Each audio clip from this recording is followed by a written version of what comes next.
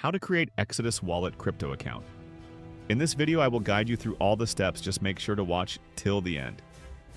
First of all, install the Exodus Wallet app from Play Store or App Store if you are using an iPhone. Once installed, open that app. As we are creating a new wallet, so we will tap on Create Wallet. It will take a couple of seconds and our wallet will be created. Before using this, the most important thing is to secure our wallet and back up our recovery phrases, which also known as seed phrases. So tap on this profile icon here,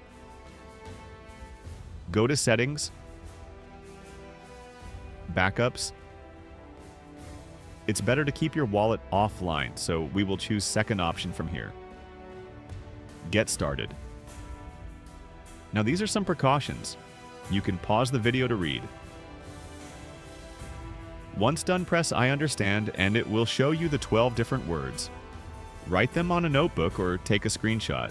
Then press OK. And then you have to give some answers to verify that you have written those words in right order. And that's it, guys. Found helpful? Make sure to leave a like and do subscribe to the channel for more informative content. Thanks for watching.